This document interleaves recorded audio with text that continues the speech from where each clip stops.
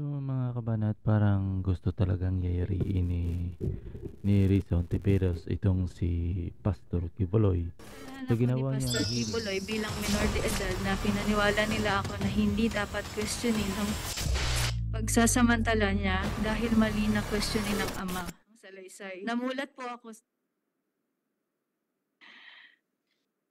Nung tinigasan na siya, sinimulan niyang tanggalin ang pajama at pants at underwear ko.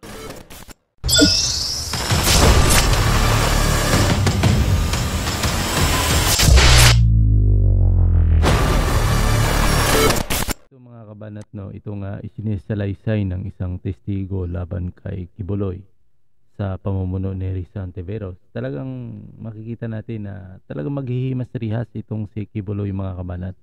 Kasi parang pinagsamantalahan niya yung mga workers niya na mga minor de edad. Gaya nga itong ipinahayag ni Amanda na pinapunta siya sa kanyang kwarto at masilan talaga yung kanyang ang pinapahayag ni Amanda dito, mga kabanat. So itong si Ray Santiveros, kitang-kita din na hinahunting niya itong si Kibuloy, mga kabanat. Gusto niyang huntingin at panagutin itong talagang si Kibuloy, mga kabanat, sa ginawang pang-aabuso, no, kung gaano man ito katotoo itong isinalaysay ni Amanda. Kasi itong si Amanda nagsasalaysay about ano na below the belt na yung mga sinasabi niya. At kung napatunayan ito, no, kasi kung iisipin mo talaga ito, mga kabanat, itong isinaysay ni Amanda ay mas worse pa ito sa Senior Aguila na nagkaraan. Itong ano ba to, yung sa Davao na nakarang issue, no, mas worse pa ito, mga kabanat. Ayun ay kinasal yung sa Davao kasi ipinilit na ikinasal. Ito naman kay Kibuloy ay talagang pinipilit niya yung mga minor de edad na gamitin. Mismo si Kibuloy ang gumagamit sa mga babae at sa pilitan pa. At dinadaan niya yung salitang anak daw siya ng Diyos, kaya walang pwedeng mag-question sa kanya. Ibang klase, no? Ibang klase. So kung totoo ito, talagang goodbye, mag-goodbye talaga itong si Kibuloy, mga kabanat. So ito, panoorin niyo ito, mga kabanat. Ni Pastor Apollo C. Kibuloy. Gagamitin ko pa ang abbreviation na KJC. Pinagsamantalahan ako ni Pastor Kibuloy bilang minor de edad na pinaniwala nila ako na hindi dapat questionin ang pagsasamantala niya dahil mali na questionin ng ama. Namulat po ako sa KJC Ministry dahil sa aking ama na masugid na. Kaya pala, no? So kaya pala sa umiyak dito, mga kabanat, sa review kasi kanina na parang di ko napanood yung intro, ay kaya pala sa umiyak dito dahil ginamit siya ni Kibuloy. Kumbaga pinagsamantalahan siya ni Kibuloy, mga kabanat. So kung totoo man itong sinabi ni Amanda, alias Amanda, talagang madidiin itong si Pastor Kibuloy, mga kabanat, no? Kapag napatunayan talaga ito na totoo ito, talagang makukulong itong si Kibuloy, mga kabanat, sa kanyang kasalanan. Kasi si Kibuloy, napakaraming kaso ito sa Amerika. May sex trafficking na nito, no? May maraming kaso itong si Kibuloy. Sa katunayan, wanted din ito si Kibuloy sa ibang bansa. So kapag ganyan, no, at halimbawa wanted din siya sa bansang Pilipinas, saan pupunta si Kibuloy, mga kabanat? Kahit gaano karaming pera mo, kapag hinahabol ka na ng batas, wala ka nang kawala, mga kabanat.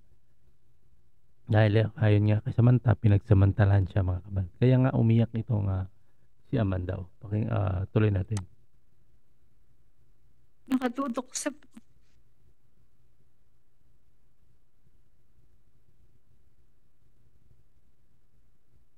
Okay lang po, Miss Amanda. Take your time po. At saka itong salaysay naman din naman, no, ni Amanda ay binabasa niya. Mas maganda sana ito, mga kabanat, kapag hindi niya binabasa, no? Parang ibig sabihin, ikaw kasing nakakalam sa pangyayari, no? Hindi naman ganong katagalan, no? Pagkakaalam ko 2012 ito nangyari. So mayroon pang ilang years, no? Posible yung mga bagay kasi na mga halimbawa yung mga bagay na yan, hindi mo dapat makalimutan na yan ay memorable sa iyo, di ba? Lalo na ikaw ay inabuso, hindi mo makalimutan yan habang buhay talaga. So, pero ay dinadaan niya sa sulat dahil nga parang gusto niya siguro maging perfect yung kanyang paglalahad. Nakatutok sa palabas ni Kibuloy sa TV. 10 years old po ako nung naging full-fledged member ng KGC ang tatay ko sa aming city. Noong 2009, 12 years old na ako noon, sumisimba na kami sa KJC. Mhm.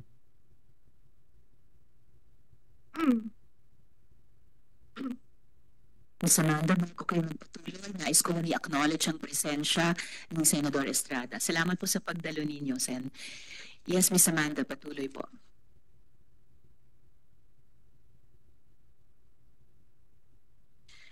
Kasama ang kapatid kong babae na 10 years old naman. Mula 2010 to 2011, naging aktibong member kami ng kapatid ko sa KJC. 2012 na binyagan o na-baptize na kami under KJC rights at mula noon, official members na kami. Dito na nagsimula yung pamamalimos kung kani-kanino, pangangaroling, pagbebenta ng OTAP at yung pagbibigay ng mga sobre para sa mag-solicit. Bata pa kami noon, kaya wala kaming magawa. Kundi sundin ang coordinator kaysa naman ipatawag sa KJC office, mapagalitan at mapapalo kami. Noong December 2012, nirecruit kami ni Marlon Rosete para mangaroling kasama ang group niya na ang tawag ay Psalms of David Orchestra. Sabi niya sa amin, kakanta kami sa harap ni Pastor Kibuloy sa bahay niya sa Quezon City. Doon yun sa KJC Compound, Mozart Street, Greenville Subdivision, Barangay Sauyo, Novaliches, Quezon City. First time namin ng kapatid ko na makilala noon si Kibuloy. Pero nung nakita niya kami ng kapatid ko, ang sabi niya, oh, ito yung magkapatid, kasama pa ang aming apelyido. Noong January 2013, sinabihan kaming magkapatid ni KJC Minister Alain Balmes na naimbitahan daw kami ni Kibuloy na mag-attend at kumanta sa open field concert sa Davao City. Kaya nagpunta ako, ang kapatid ko at ang nanay ko at isa kong kapatid na lalaki sa Davao City, kung saan nakasama ulit namin si Kibuloy for the second time. Pagkatapos ng concert, inimbitahan ako na maghapunan kasama si Kibuloy, kasama ang isang babae na si Ingrid Canada. Doon ni-recruit kami ni Ingrid, kami ng kapatid ko na maging full-time workers. Ang sabi sa amin, bibigyan kami ng libreng paaral sa Jose Maria College or JMC. At magkakaroon ng allowance, may free board and lodging. Ang sabi pa, magiging party daw kami ng choir group ni Kibuloy at makakasama daw sa mga palabas niya sa live TV. Makakasakay daw kami sa eroplano ni Kibuloy, makakapag-travel daw kami ng libre. At doon po pumayag ang aking ina. Noong July 2013, 16 years old na ako nito, na-promote kami bilang close-in pastoral. Sa puntong ito, nilipat kaming magkapatid sa isang dorm sa loob ng KJC Davao Compound. Pagtungtong ko ng 17 years old, mas naging masela na ang ipinapagawa nila. Tanda ko pa, September 1, 2014, kasi kakatapos lang ng tribute program ng KJC, tutulog na sana ako, pero sabi ng isang kasamang pastoral worker, magpunta daw ako sa dining area ng Bible School dahil pinapatawag daw ako ni Jacqueline Roy. Pagpunta ko doon, andun nga si Jacqueline Roy, pero walang ibang tao sa dining area. Madilim at tahimik na kasi oras na ng gabi. Tulog na yung ibang mga kasamahan namin. Kinausap ako ni Miss Roy. Ang sabi niya sa akin, Amanda, connection mo ito sa amahan. Privilege na mapabilang sa pastoral, isanctify mo ang sarili mo. Sabi niya, parte daw ng trabaho ng Ministry of the Pastorals na imasahe si Kibuloy. Sabi niya, special privilege daw ito dahil hindi naman daw lahat nakahawakan at nakakalapit sa anak ng Diyos. Sabi niya pa, wag ko daw pagdudahan ang anuman ng mangyayari sa loob ng kwarto kasama si Kibuloy. Basta ibigay ko lang daw ang sarili ko, maghanda daw ako, maligo, mag-toothbrush. Sinabihan pa akong mag-blow dry ng buhok. Litong-lito ako noon pero sumunod na lang ako. Sabi ni Jacqueline Roy, kunin ko daw yung isang pajama ko at binigay ko sa kanya kasi aamuyin daw niya. Mhm. Ginawa ko naman. Pagkabigay ko ng pajama ko, inamoy niya at biglang sabi, ipapahiram na lang daw niya ang pajama niya. Bumalik ako sa kwarto ko at siya naman kinuha niya yung pajama niya. Bago ako maligo, pumunta si Jacqueline Roy sa kwarto ko at binigyan ako ng isang t-shirt na may botones at pajama pants. Isang bote ng shampoo na Palmolive Violet at lotion na pabango na Bath and Body Works brand. Ang specific scent ay Enchanted, na paborito daw ni Kibuloy. Hindi ko po talaga makakalimutan ng mga yan. Maligo na daw ako at magkuskus ng maayos. Hinihintay daw ako ni Jacqueline Roy sa papunta sa main room ni Kibuloy. Pagkatok ko, sa pangalawang pinto, pinagbuksan ako ni Jacqueline Roy. Inakay niya ako sa may kama ni Kibuloy. Nakita kong natutulog at naghihilik pa. Nung una, pinaupo muna ako ni Jacqueline Roy sa kama, malapit sa paa ni Kibuloy. Natulog pa rin noon. Habang dinedemo niya ang kwarto. To 2 a.m. na po siya. Gising na si Kibuloy nito tapos sinabihan niya ako na umupo daw sa gitna ng kama. Sumunod lang ako sa instruction. Umupo ako na naka-cross legs. Nung itutuloy ko na dapat ang pagmamasahe, tumayo siya at umupo sa harap ko. Sinimulan niyang tanggalin ang butones ng t-shirt ko hanggang sa tuluyan niya tinanggal ang buong t-shirt ko. Sabi niya, tumalikod daw ako. Sumunod lang ako doon at tinanggal niya ang aking bra. Pagkatapos hinawakan niyang balikat ko at hinila pahiga sa kama. Nung nakahiga na ako, pumaibabaw sa si Kibuloy tapos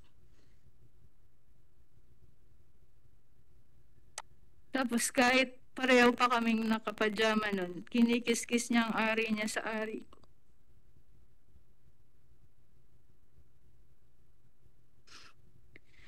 Sinimulan niyang halikan ng leeg ko, nanigas na ako ng husto. Gusto kong sumigaw ng tulong at tanungin kung ano ang ginagawa niya. Pero naalala ko na bawal akong mag-question. Paumanhin po, Madam Chair. Kung maselan ito, halaw po ito sa aking sinumpaang pajama at pants at underwear ko.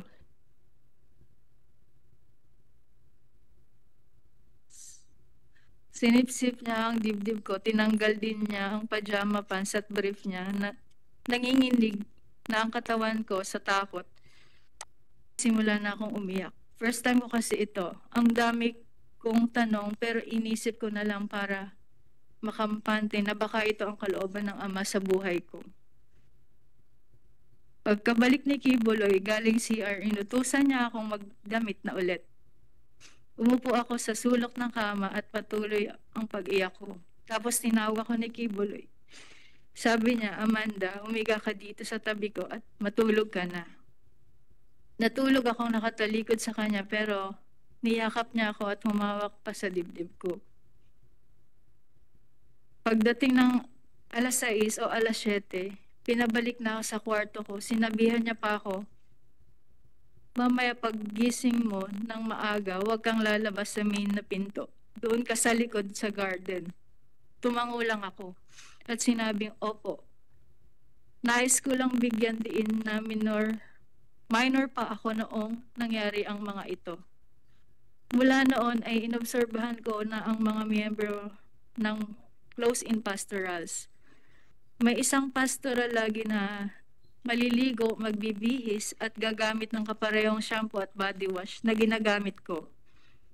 Tulad rin sa naranasan ko, babalik ang pastoral mga alas 6 o alas 7 ng umaga. Mula noon, gusto ko na talagang umuwi sa amin. Hindi ko naintindihan ng KJC ministry. Noong 2016, may misa sa open field sa loob ng compound ni Kibuloy. Habang nangangaral siya, hiniram ko ang telepono ng isa ko pang kasamahan at tinawagan ko ang nanay ko na saktong nasa airport noon.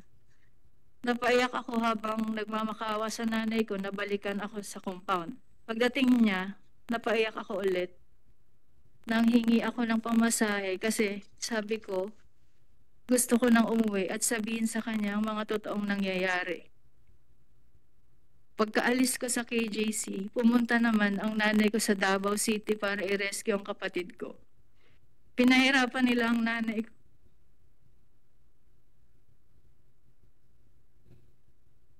Pero dahil minor ang kapatid ko, sa kalaunan ay na-release din siya. Ang masasabi ko lang, sobrang traumatic ng pinagdaanan ko sa loob ng KJC compound.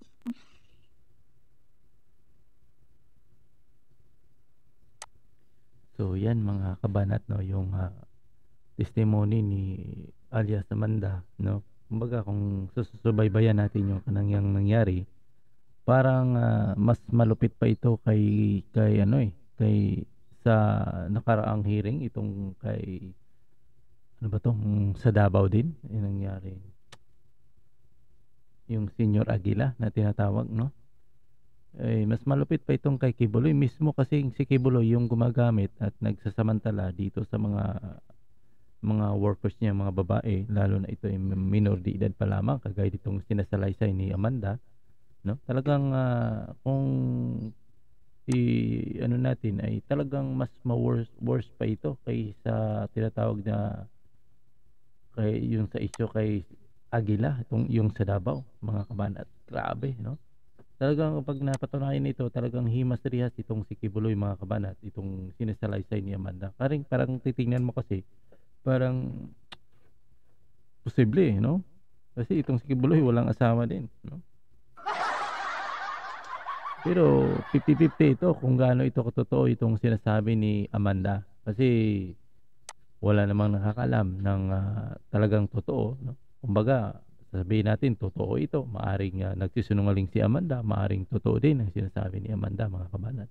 Wala ngang makapagsasabi kung gaano ito kay totoo. Pero sa investigasyon malalaman niyan, mga kabanat, no? Malalaman niya, mga kabanat, kung gaano ito katotoo. Kasi kung masilan talagang minabanggit ni Amanda, imagine mo ginamit siya, lalo na sa intro dito sa video kanina na nakikita nyo ay talagang malupit itong si Kibuloy, mga kabanat. So, yan naman ang ating video, mga kabanat. See you next video.